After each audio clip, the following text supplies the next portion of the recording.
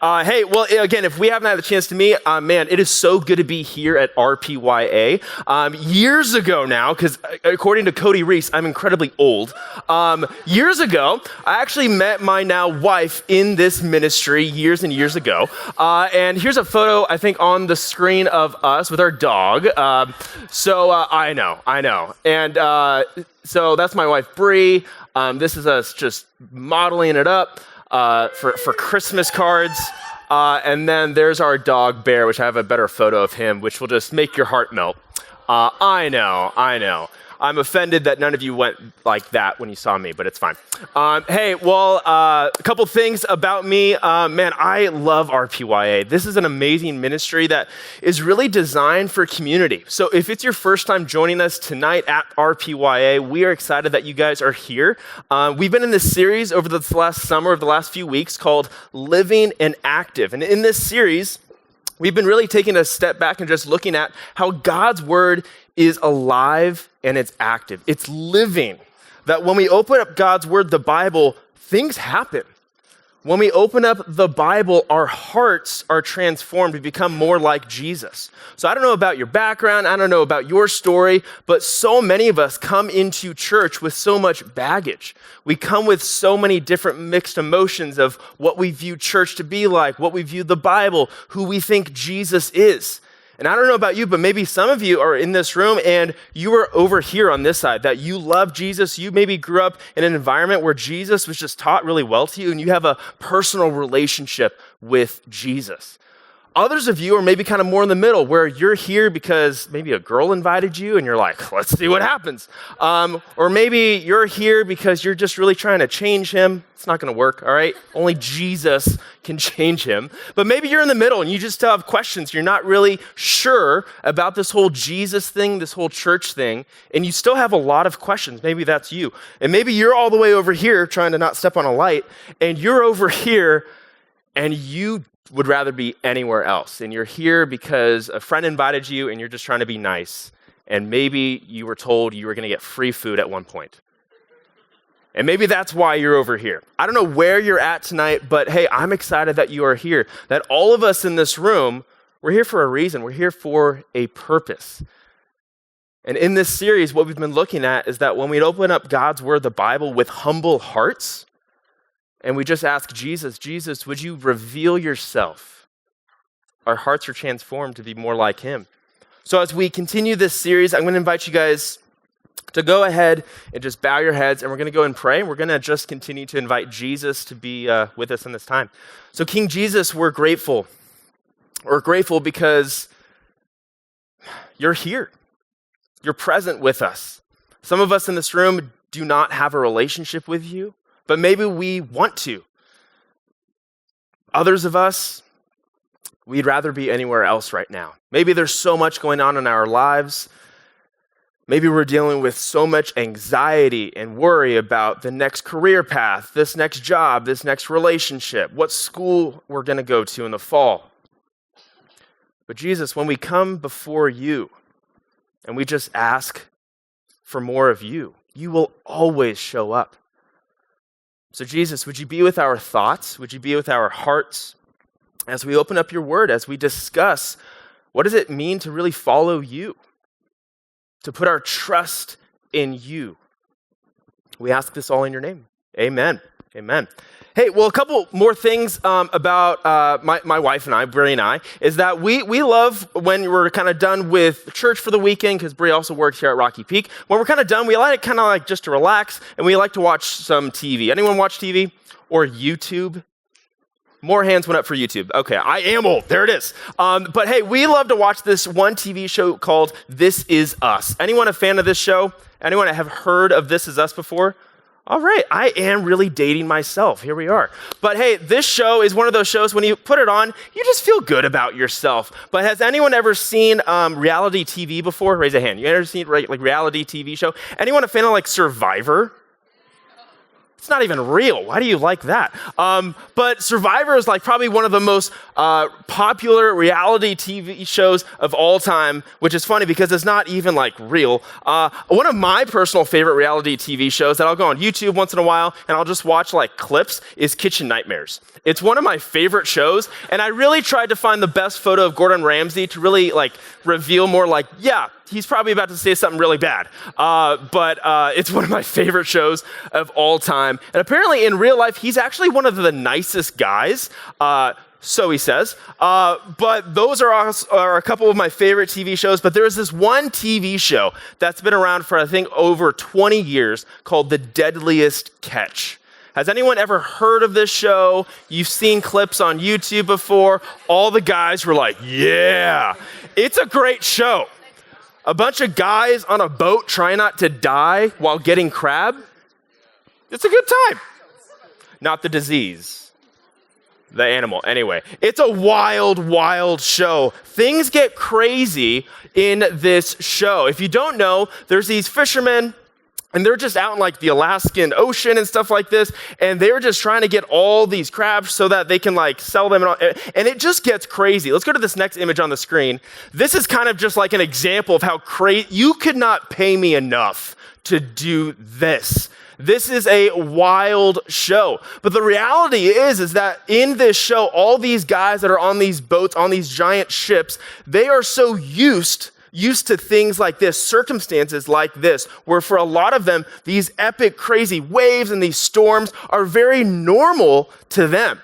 It's the weird things that happen that they don't quite expect that really throws them off. So I wanted to give you guys a quick clip of what I'm talking about, so check this out. Yeah, I do it. The cabinets are, I'm pretty positive I paid the guy $9,000. They're purchased.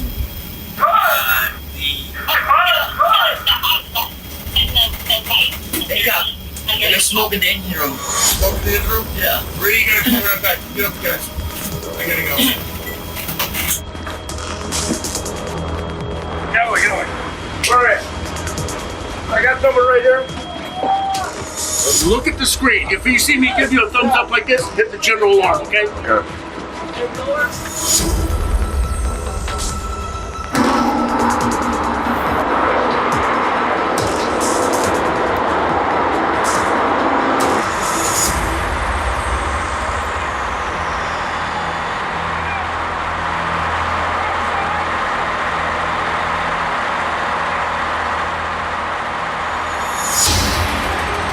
I don't know if you shut off the hydraulic or not, but man, it's smoking over there.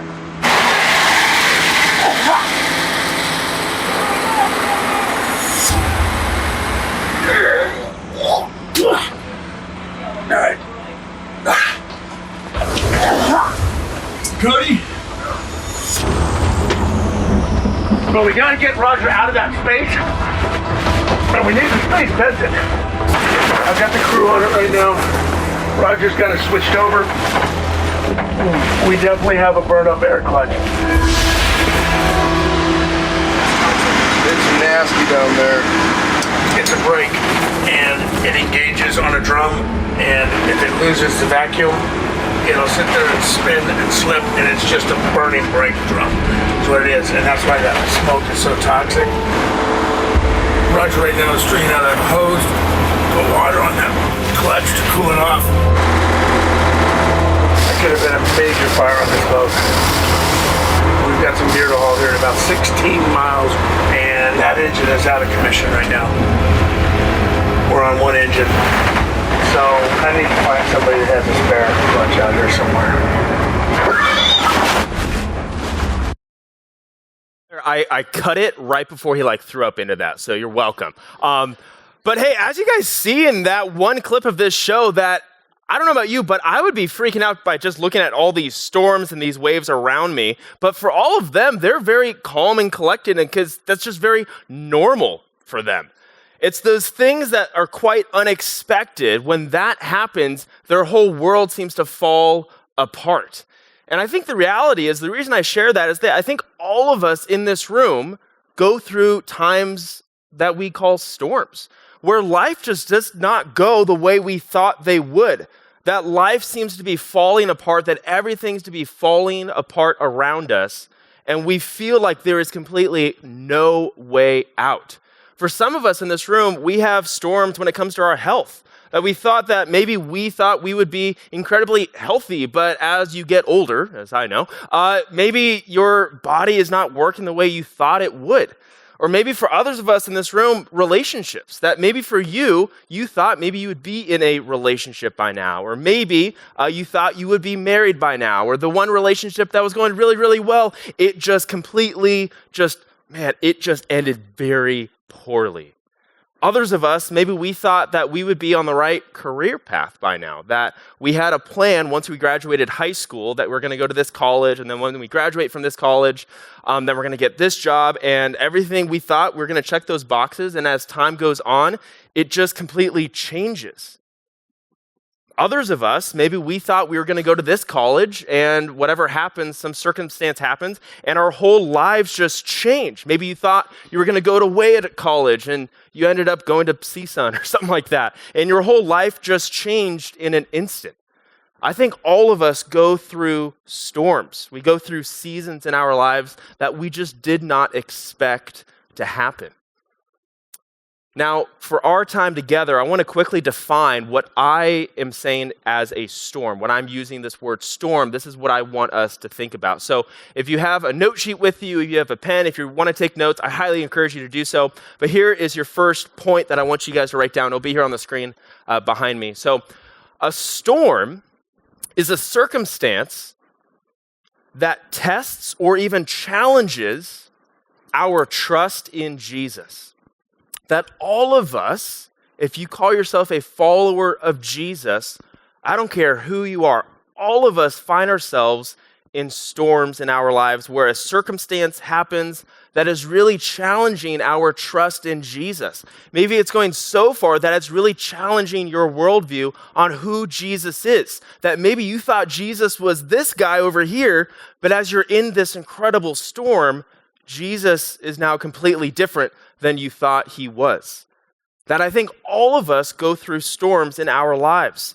And what's important to understand that when it comes to a storm, you have a decision to make. You do. Are you going to continue to follow Jesus, or are you going to turn away? And I've seen so many people over the last few years as they are deconstructing their faith in Jesus because a storm happens, and they go, that's not the Jesus I signed up for. And they turn away. That's what a storm is. A storm is when a circumstance tests our trust in Jesus. And tonight we're going to be looking at a very popular, very famous passage in the New Testament. And we're going to be seeing how one of Jesus' closest followers, known as Peter, he is quite literally in a storm where his whole world seems to be crashing around him. What we're going to be seeing is that Peter is tested and his faith is put to the test in Jesus. So if you guys have a Bible with you, we're going to open up to Matthew chapter 14. And we're going to be starting at verse 22. Now, if you're brand new to church, totally okay. I'm so glad you're here. If you forgot to bring a Bible, that's okay. I'm going to encourage you just to follow along maybe with someone besides you. If you don't know the girl sitting next to you, there you go. It's a great icebreaker. You can go ahead and also just follow along on the screens as well. But Matthew chapter 14, starting in verse 22. And again, what we're going to see is we're going to see this very popular, very famous story in the New Testament, the second half of the Bible, where Peter, one of Jesus' closest followers, we're going to see how Peter had so much faith, he had so much trust in who Jesus is, he literally steps out in faith because he has so much confidence that Jesus is who he says he is, and he has seen Jesus do countless miracles proving that he is who he is, and he steps out in faith. But the moment that happens, something incredible also happens. So, Matthew chapter 14, starting verse 22. Give me a thumbs up. You guys there? Good? Sweet. Awesome. You're a quiet crowd. This is great. All right, verse 22. Thank you, Trent. Verse 22. It says, immediately, Jesus made the disciples get into the boat and go on ahead of him to the other side, while he dismissed the crowd. After he had dismissed them, he went up on a mountainside by himself to pray, And then later that night, he was there alone. We're going to pause right there for a moment. There's a lot there to unpack. Now, a little bit of context is the miracle, this is probably one of Jesus' most famous miracles, is where he feeds the 5,000. And actually, he feeds more than 5,000 people because only the men were counted during that time in culture. So there are also women and children there. So it was actually closer to 15,000, 10 to 15,000 people. And all of his followers, all of Jesus' disciples, literally saw this happen. That Jesus provided so much, and they saw so many other miracles happen up to this point. So what Jesus does is he goes off, he sends first his disciples off. Hey, I'm going to meet you later. Go off to the other side of the lake, and I'll meet you over there. And what happens is what I think is really funny is that Jesus, we see a little bit of his top priority, that Jesus goes off by himself to pray, to spend time with his Father, even though so many people, literally thousands of people, have now heard of Jesus, have seen Jesus do incredible things.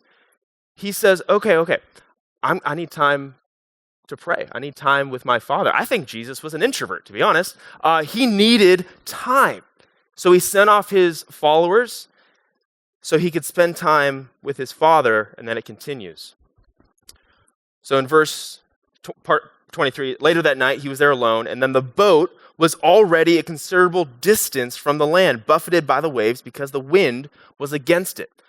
So as I was doing research for this, a lot of scholars believe that the disciples were already about 2 to 3 miles out on the sea, and it says that Jesus sees this, and they are now in a complete storm.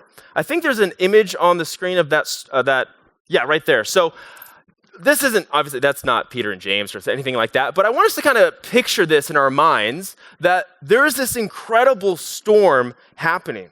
There is this incredible storm, and these disciples were called out into it by Jesus, and what we're going to see next is remarkable. In verse 25, shortly before dawn, Jesus went out to them, walking on the lake. When the disciples saw him walking on the lake, they were terrified.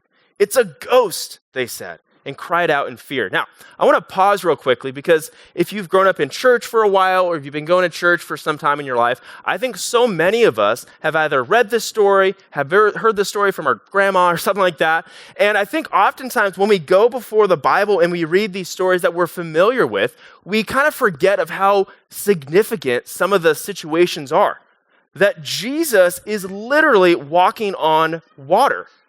And all of his disciples see this figure out on the lake, and they are completely terrified because they just think it's a ghost.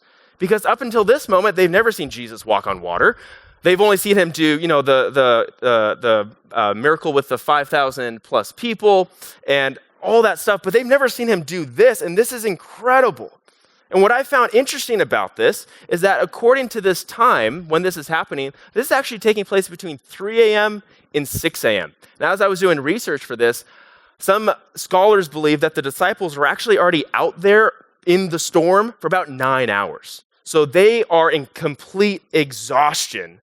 Some of them are exhausted. Some of them are probably incredibly discouraged because Jesus called them to go out there, and they're probably going around in circles. Some, I'm sure, are frustrated, and I'm sure all of us would be terrified if we found ourselves in this situation. But let's continue in verse 27. It says, "But Jesus immediately said to them, 'Take courage, it is I. Do not be afraid.'" What I love is Jesus calls out to them. It's like, "Hey, it's me. Hey, don't be afraid." And I'm sure all the disciples immediately go, "Whoa, Jesus? Like, when did you get here? And are you walking on water?" This is probably incredible for them. But what I love is what Peter does in this next verse. In verse 28, Peter says this, "Lord, if it's you, tell me to come to you on the water." Jesus says, "Come." Then Peter got down out of the boat and walked on the water and came towards Jesus. Now, some of us might be familiar with this story. We might hear this and we're like, yeah, Peter walks on water and Jesus is there and it's great. But try to put yourselves in their sandals and imagine what Peter's going through, the emotion, the faith that he really has in Jesus, but also imagine the other 11 disciples, and they're probably seeing Peter say, hey, Jesus, if it is you, call me out to come to you. And I want to take a quick little sidebar here and unpack the reality that Peter is not testing Jesus. Peter isn't going, hey, if it's really you, well then call me out onto the water if it's really you. No, what I believe here, what Peter is doing, is Peter has so much confidence in who Jesus is that he is living out his faith in Jesus by literally saying, Jesus, if it is you, please call me out to you because I want to be where you are. And I don't know about you if you've ever seen the movie Bambi. Anyone seen Bambi before? One person, thank you. You've never seen Bambi? It's old. Great. But if you've ever seen Bambi, you can talk to these two people over here. But in this movie, Bambi, Bambi is a very small fawn. He's a small deer. And in the beginning of the movie, he starts to walk, but he's walking very poorly. He's learning how to walk. He's stumbling in a little bit. And that's kind of how I'm picturing what's going on here with Peter. That Peter's never walked on water before. But he has so much confidence in Jesus that he's like, hey, I'll go out to you if that's you. If you're calling me, I want to be there. So then he takes a little step out of the boat. He's probably maybe stumbling a little bit nervous. He's never done this before. And I'm sure all the other disciples are like, whoa, what are you doing? We don't even know if that's really Jesus. What are you doing? And then it says that Peter is then walking on the water towards Jesus. And this is beautiful. This is faith. If you're taking notes, this is the next thing I want you to write down. It'll be on the screen, but this is what faith is faith is putting your trust in Jesus because you've experienced what he's done. That putting our faith in Jesus means that you trust him because you've experienced what he's already done. That maybe for you, you're here tonight at RPYA because you've heard from a friend how Jesus completely changed their life. And you're at the point in your life where you're like, I have nowhere else to go. And when you put your trust in Jesus, you're doing that because Jesus is who he says he is. And this is Peter. Peter has so much confidence in Jesus because he's seen all these miracles. He believes that he is the Son of God. And he's walking out by faith because he has the confidence that Jesus is who he says he is. But if you guys don't remember anything I've said this evening, this is the one thing, the real just big thing I want you guys to remember. It'll be on the screen behind me. Here it is. Putting our trust in Jesus is shown when we step out. That if you call yourself a follower of Jesus, you can know that you actually follow Jesus if you live your life as if that's actually true. That if you say you're a Christian follower of Jesus, whatever language you want to use, but your life does not show it, James, the half-brother of Jesus, in his book, he would actually say that maybe you actually aren't a follower of Jesus if you don't live your life as if Jesus actually is who he says he is. And what I love this account that Peter has here is that he trusts Jesus so much that he wants to be where Jesus is, and he's willing to step out and walk on water. And this is beautiful. This is a beautiful act of faith that some of us in this room, we do this every single day. That you have so much confidence because Jesus has done this over here, and you know Jesus will never change. So you're going to live your life as if Jesus will continue to be there for you. You're going to continue to live your life as if Jesus actually is who he says he is. And this is beautiful. But the question here is, how do you respond when you do step out in faith and trust in Jesus, but then life doesn't go, the situation maybe doesn't go the way you thought it should? How do you respond? Well, let's see here in verse 30. It continues. But when he saw the wind, so when Peter sees the wind, he was afraid and began to sink. And he cries out, Lord, save me. Now, we can all agree, Peter starts out really great.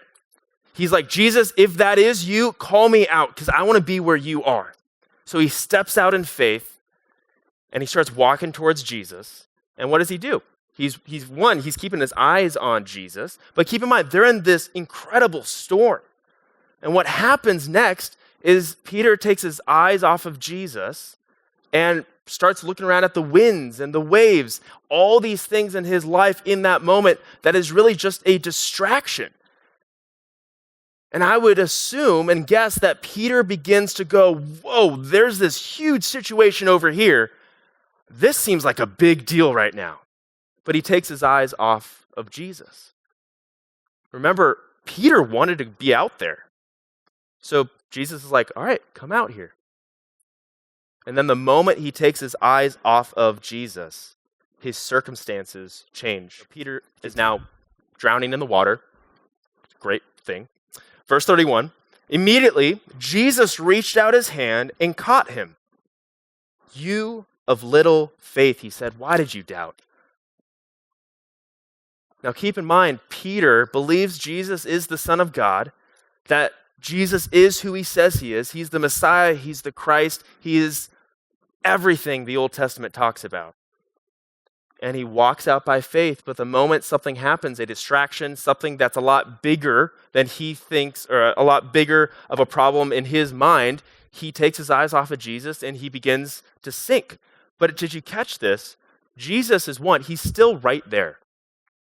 And what I love is Peter acknowledges and knows that Jesus is there, and he cries out for help. And what does Jesus not do? Jesus doesn't just look at him and be like, really? What the heck? Like, you claim that I'm the Son of God, yet the way you're living your life doesn't show that in your faith. That if you really do trust me, you would actually live by faith, but you looked away from me. You turned your head and you started to freak out. But what I love is Jesus, in the middle of this moment, this incredible storm that's been going on for 9 hours, Jesus sees Peter in the water drowning. I can't imagine what that would look like. Probably really funny. But he's just drowning down there. And Jesus takes his hand and brings Peter back where he wants Peter to be. And this is a beautiful testament for so many of our lives that we think we have run away from Jesus, that Jesus has forgot about us. But the reality is Jesus is always with us. Let's wrap this up in verse 32. And when they climbed back into the boat, the wind died down. Then those who were in the boat worshiped him, saying, truly, you are the Son of God. What I love is that the moment Jesus got back into the boat, all the wind, all the waves stopped. And what we see here is Jesus is in control. That we find ourselves in situations and circumstances that we feel like are way too big. And we often even believe the lie that Jesus can't even fix those things. Or, man, this problem was way too big. Jesus clearly is not in this situation. This has been going on for years and years and years. This storm is way too big. Some of us really believe that. But the reality is, according to what the Bible says, and even countless testimonies in this room this evening, man, Jesus is always with us, and he's always in control. So with the time that we have left, I want to unpack 4 truths about storms that, again, I believe all of us have storms in our lives. Some of us are in the middle of a storm, but I believe all of us go through storms in our lives where our faith in Jesus is tested. And all of us, myself included, we all have a choice to make. Are you going to continue to follow Jesus, or are you going to turn away? And man, that's hard. Maybe for some of us in this room, we are the turned away part of that sentence. Where we used to go to church growing up as a kid and something happened, maybe a parent died or someone got incredibly sick, and you're like, how could God be good if bad things happen in my life? Storms happen. So here's the first point. Number 1, storms are very real. It's just true. I'm sure if we had a mic up here and I was like, all right, everyone, we're not going to do that, but like one at a time, Have you ever been in a storm where you're like, I don't know if I can trust Jesus? I'm sure all of us have been there. Or we know someone that has. Storms are very real. Storms happen. And the reality is that storms happen when we're not expecting them to happen most of the time. That we think, man, following Jesus, this is awesome. This is great. And the longer you follow Jesus, you're going to realize, man, sometimes it's really challenging. Sometimes it's really hard. That if you thought Jesus promised to you that your life is going to be so much easier after starting to follow him, man, I don't know who told you that, but if you were to look in the book of Acts, man, all of the early church were persecuted and their faith was incredibly challenged and tested. So storms happen. Storms are real. Some of us in this room tonight are maybe in the middle of a storm right now where you don't know if you can trust Jesus because this has happened or that has happened. Maybe you're in the middle of a storm now, or maybe you just came out of a storm and you're praising Jesus because he has got you out of the storm. And everything, all the wind and the waves have died down. But the reality is, again, we've all go through storms. Maybe for some of us in this room, we've been battling storms for a long time with lust. That, man, we've been struggling with lust maybe since we were in the 4th grade or even earlier. And we thought that the moment you got into a relationship, your lust and porn addiction would then go away. And actually didn't. And then it kept getting worse and worse and worse. And maybe then that's why you guys had to break up. And you're looking at porn multiple times a day. And if you were to tell me, I don't want to do that anymore, I would believe you. But I think when it comes to lust and porn, that we find ourselves in those situations and we just feel completely grossed out. And we want to get away from it. We want to get away from this storm, but we just keep circling time and time and time again, and we are feeling discouraged. We're feeling incredibly frustrated because we've asked Jesus time and time again just to get rid of it. Just take it away.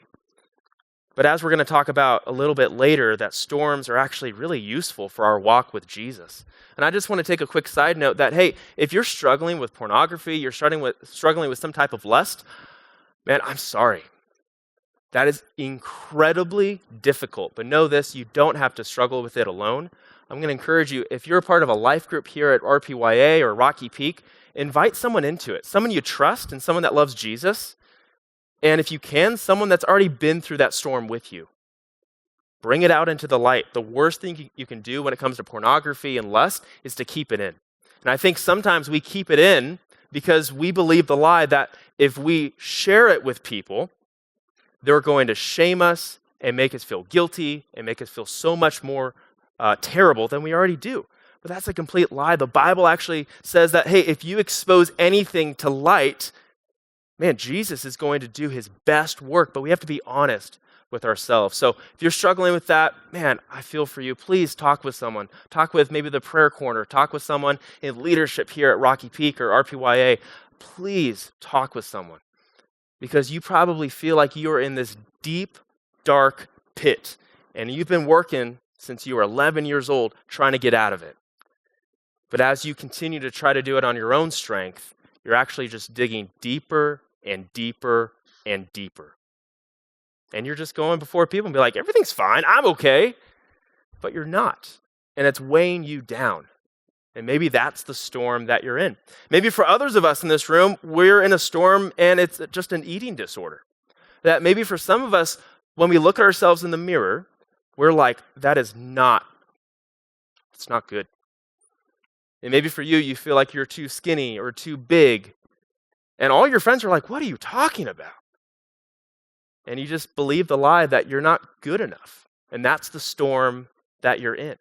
Maybe it's another storm of like a breakup. That, man, relationships are hard. Relationships can be challenging. And maybe you were dating for someone for maybe a year, or a few years, or just a couple of months, and it just ended terribly. Maybe she ended it or whatever. And that person was your entire world. And as you've kind of stepped away from it, you look back and you're like, man, I completely idolized her. Or I completely idolized him. That I put him or her above Jesus, hoping that they would bring me satisfaction and joy, and maybe that's the storm that you're in. Or maybe you're just in a situation right now in your life where life is not how you thought it would be by now, for whatever reason. Storms happen. Storms are real. And if you're asking the question, hey, why does Jesus allow storms? I don't really know. But I'm not always supposed to know. We're not always supposed to know why Jesus does this or Jesus does that or he doesn't do this or he doesn't do that. We don't always know. And again, I don't think we're always supposed to know. But what I do know is this, your second point is this: storms can strengthen our faith. Storms can strengthen our faith. That when we find ourselves in storms for a long time, a short time, any type of storm where we're really just, it's testing our faith in Jesus, it can actually strengthen your faith. It says this in James chapter 1, in verse 2 and 3, it says this: "Consider it pure joy, my brothers and sisters, whenever you face trials of many kind, because you know that the testing of your faith produces perseverance." Sometimes that doesn't make sense to me. That when we find ourselves in a situation that is testing our faith in Jesus, putting our trust in him, James, the half-brother of Jesus, says, hey, you can actually find joy in it. Consider it joy. And I believe what he's saying there is because when you are finding yourself in a storm and you continue to follow Jesus, you continue to listen and to follow, your faith in Jesus is actually going to be strengthened. Because then part of your story, part of your testimony is this, is that you can go around and tell people like, hey, man, I was totally in a deep pornography addiction. But Jesus redeemed me. He restored me. And when people hear that are in the middle of that kind of storm, what does that do? That just encourages them. Like, man, if Jesus can do that for you, maybe he can do that for me as well.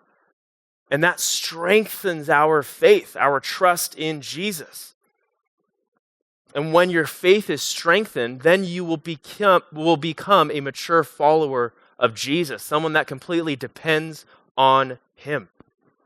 Number 3, storms can teach us that we are not alone.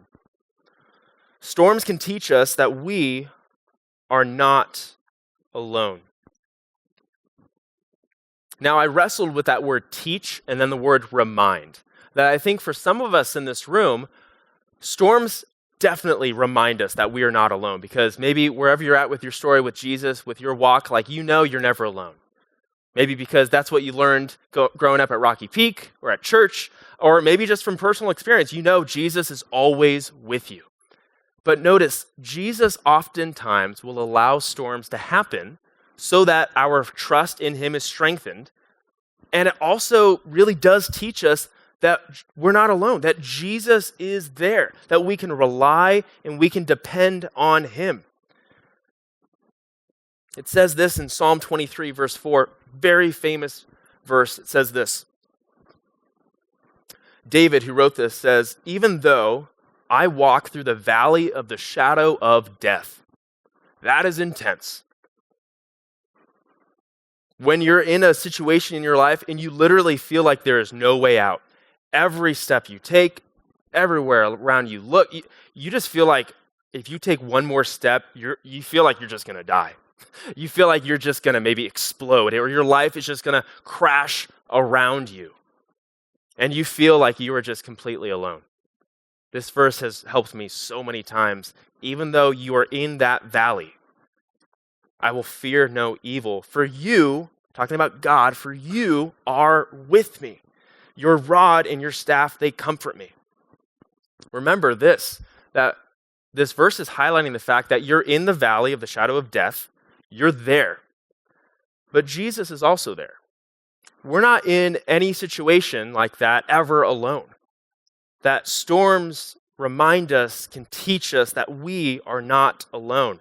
That in this account with Peter, Jesus was right there the entire time.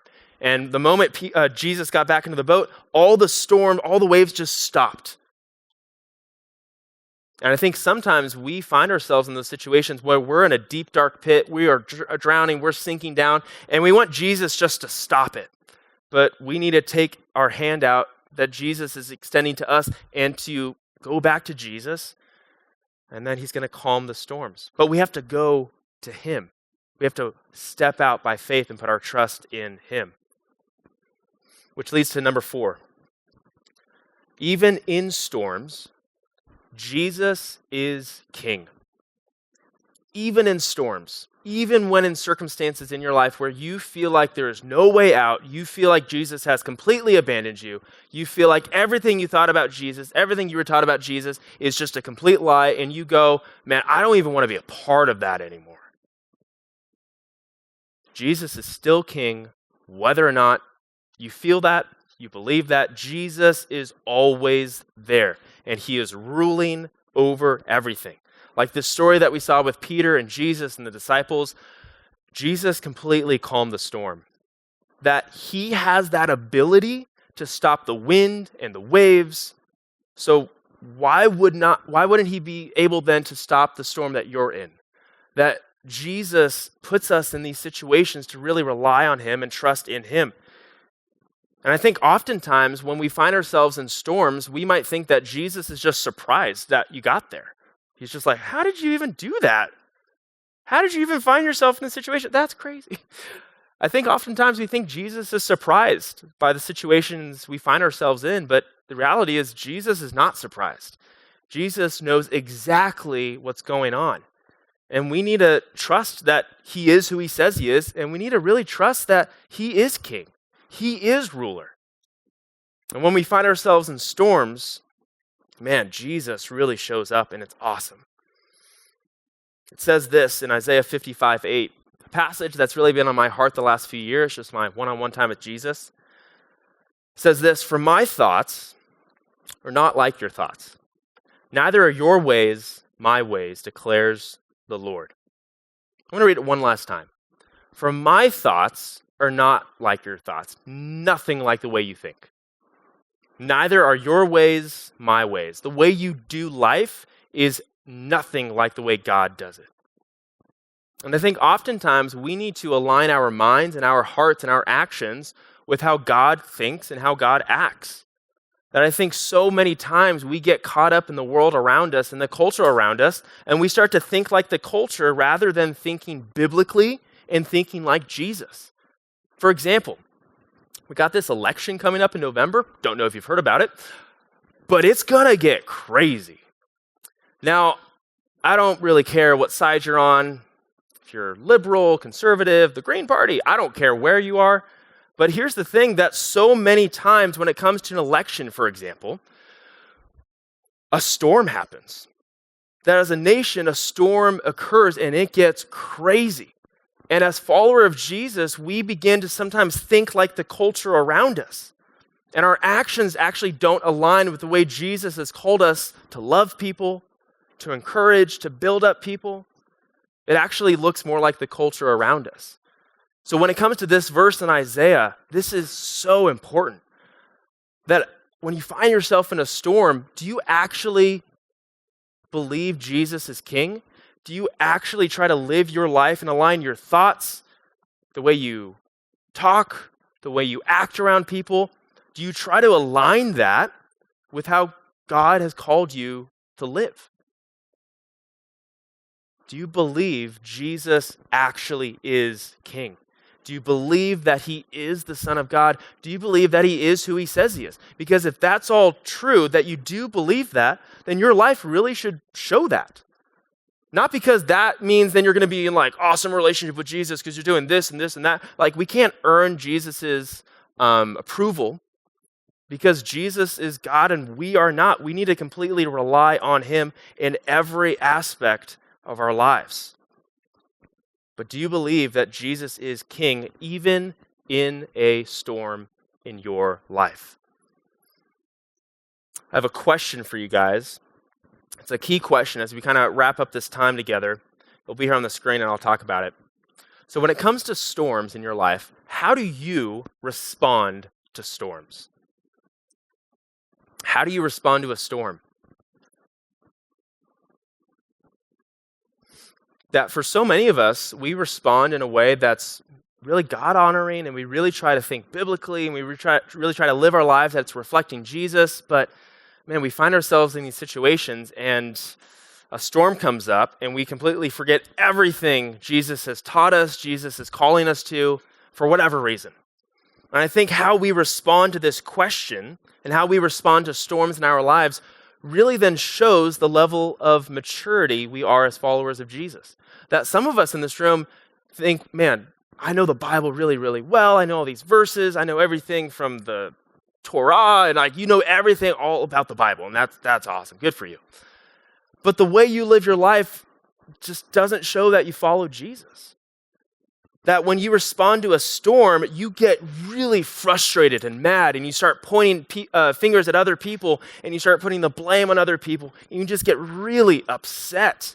Or the moment you find yourself in a storm, you just go, all right, well, clearly Jesus is not real, or else I wouldn't find myself in this situation. And it's incredibly hard sometimes. But depending on how you respond to a storm will show your level of maturity as a follower of Jesus. And I would even add to that, depending on how you respond to a storm, then shows the state of your heart. That if you were to go throughout the Bible, you would see so many verses where God cares deeply about the state of your heart. It actually describes our heart in the Bible as deceitful, that your heart is actually lying to you. And Jesus needs to really renovate our hearts to become more like him. If you've ever heard the expression from Disney, follow your heart, don't do that. Follow Jesus. Follow God. If your heart and your mind, your actions are not aligned with what the Bible teaches about who Jesus is, I would really go before God and be like, man, God, what's going on here? There's been times in my life where the way I respond back to my wife or to my friends, and I'm like, man, this is just, I know this isn't good, and I know my tone and my posture is just not okay. And I say I follow Jesus. I need to go before God and be like, God, search me and know my heart. It says that in Psalm 139. He actually says, hey, point out anything in my heart that offends you, that you see as wicked, so that we can work on my heart together. So as the band comes up, I want to do a quick little prayer exercise with you guys. Now, if it's your first time at RPYA, and or maybe you're still checking out this whole Jesus thing, and you're just wherever you're at, I'm going to encourage you just to out of respect for the people around you. When I'm going to ask you to close your eyes, I'm just going to ask you to do that as well. I'm not going to have everyone stand up and walk around. No, we're just going to stay seated. But this is what I'm going to ask for you to do. I'm going to ask you to go ahead where you're at. Just close your eyes. And again, if you're this is not my thing, whatever, just out of respect for the people around you. I totally get it, but just out of the respect for people around you, just go and close your eyes. And I want you to think back in your life, think back to a time in your life where there was a storm that you have gotten through. So it's a storm that past tense, it's gone. But think back to a storm that, man, you thought it would never end.